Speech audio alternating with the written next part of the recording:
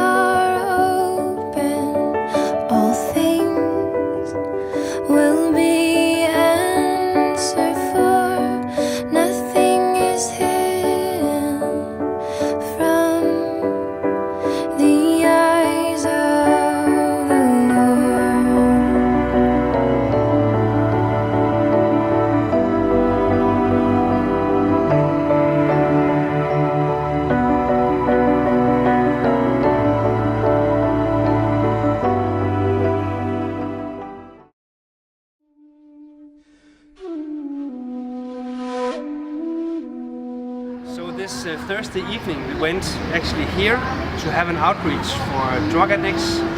We had a table right here with tea and croissants and Bibles, and around this place here we had some Christian music going on, and then we went around here to preach the gospel and just reach out to the drug addicts.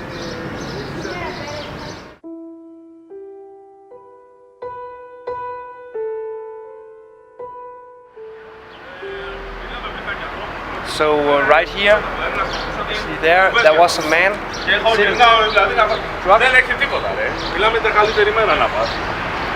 He was sitting like this, and his whole leg was totally unuseful, because when you take so many drugs, the veins are just getting destroyed. So his leg was totally like heat. He was burning with a lighter away the dead skin, and as we passed by we could smell it, and it was not good. And as I'm sitting here, it smells like pee, and it's not very good. And as you see here, you can see there's needles, all needles used, and all these orange things here is the top of the needles. And it's just everywhere here. You find needles everywhere, so you have to be careful also which shoes you are using. Right in the middle of Athens.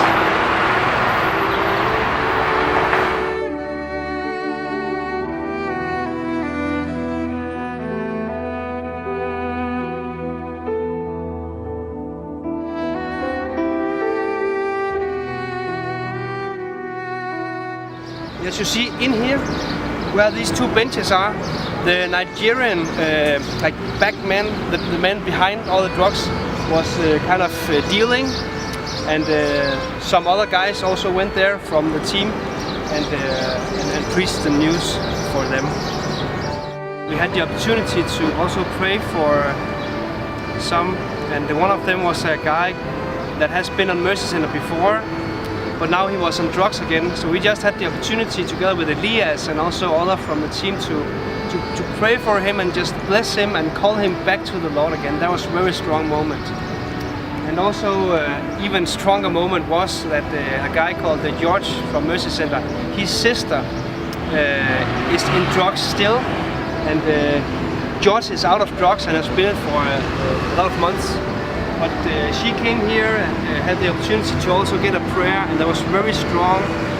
She cried, and Line had a picture for her and some words, and that was also right here. It was very good to just reach out to people in that way.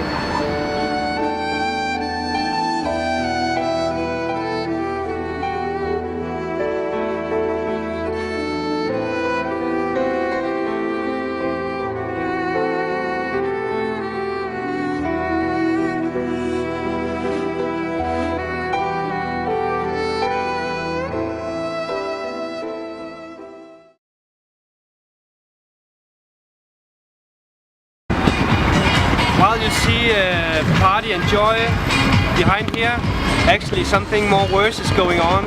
The other day Eloise was waiting for us over here, and 10 meters from him drug addicts were shooting in their arms, and it may seem like a nice cover up all this, but the truth of things is just right behind. Also, when you look to the other side, there's a guy sitting in front of the bank over there. And the other day Adrian was sitting down, and they gave him some dried bananas for him to eat. Later on, we were more from the team. We went to him, talked with him and his friend Iffy, and he knows a lot about the Bible. He asked me, what is God's name? And I said, it could be I am. And he said, no, it's Yahweh. So he's very confident in what he's saying about the Bible. But still, you know, he has lost all things. He's just sitting there and begging for money. So a guy like that needs a guy like him. The evening arrived to Athens. Erika and I had to wait in the airport for Noemi. And while we were taking the metro to Athens, we met a guy, or I sat beside a guy waiting for the metro. He was smoking some strong things, pot or something. And when we came in, he was sitting just next to us, and we had the opportunity just to speak with him and tell him about what we were doing in Athens. And I think he was touched by it because he also connected to his own life, where he has been helping children. He has tried a lot of different religions, and he sounded confused because it was always about what different people want him to believe in. So I wanted to pray for him, but it seems a little bit inconvenient, and maybe a little bit it didn't fit in right there. So we didn't have the chance. We said goodbye. Next day, Friday, we took out. We came to Theseo and this park, and I was walking down here, and suddenly I saw Luis, the guy, same guy that we were speaking to in the metro. He was sitting right here with a friend, and he came towards me, and we said, "Hey, how are you doing?" Out of 3.7 million people living here and around in Athens, the one guy that needed a prayer sat right there. So we said hi, and I asked, well, can we pray for you today, because he has some problems. So we stood here, we just prayed for him. That was amazing, because what couldn't be done the other day was done the next day, and God just made a connection point. That was so awesome.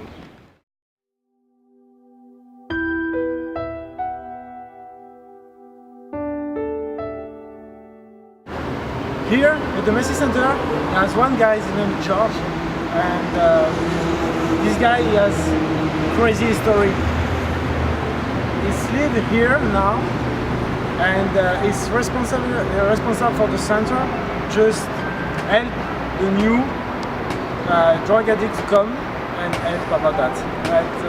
But the history of George, it's very crazy. It's on drugs for almost 15 years, and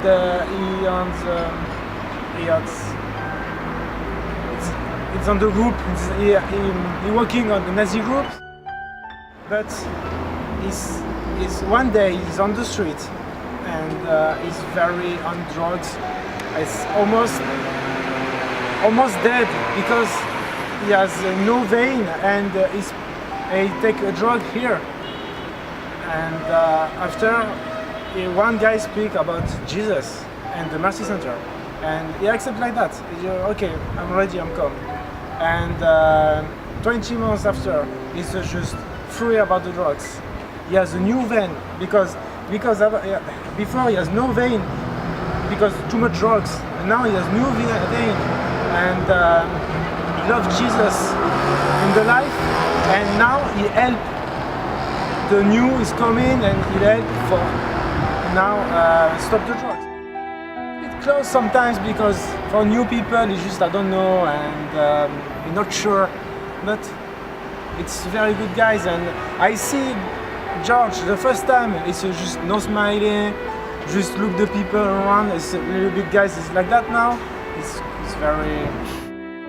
I see the tattoo he has here, and it's white power. And after I go with you, it's, you are take racism, or you are racist before. Or he told me, yeah, I'm the group of I'm the Nazi group. And he play drums. He play drums for the hardcore group. It's for devils, and he speak me about many occultism. Yeah, and I ask her, and now it changed, and this life it changed totally, very totally. He's a sweet guy, and he told me one story in the street. One guy is just ready for take drugs for us. You make a drugs, and George not. The guy is no, yes. George normally is just putsch, but now he just no, my friend's not. He take drugs. He's so sweet guy. He changed, and this is the story of George, and I'm very impressed about the courage he has, because drugs is difficult, and he take many. He has many stories, crazy story, or just God, and yeah, the story of George touched my heart, and he's a good guy.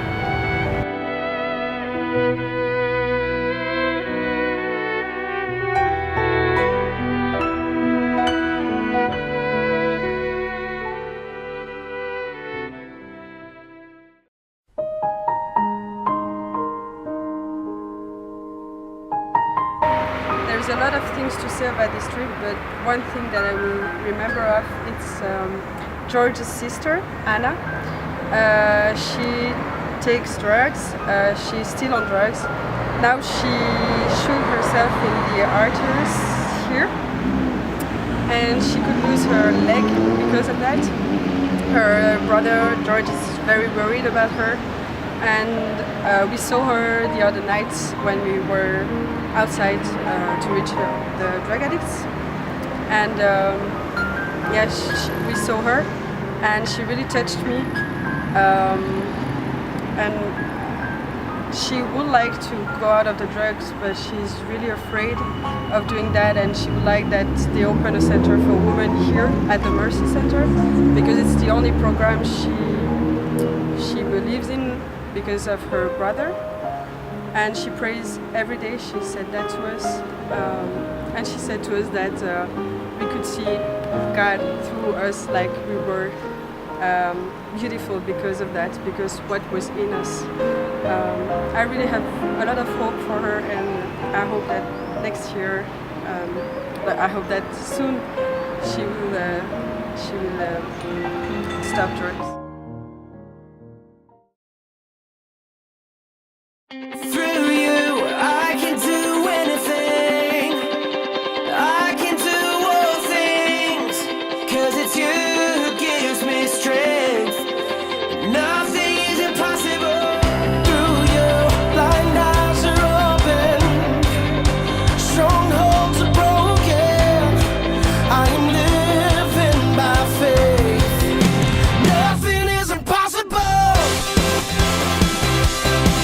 Yeah.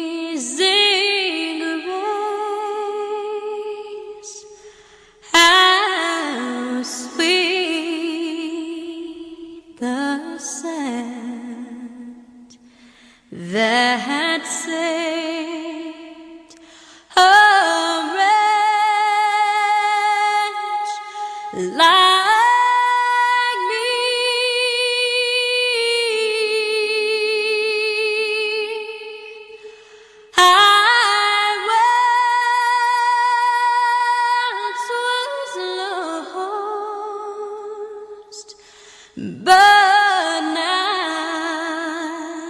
I'm found.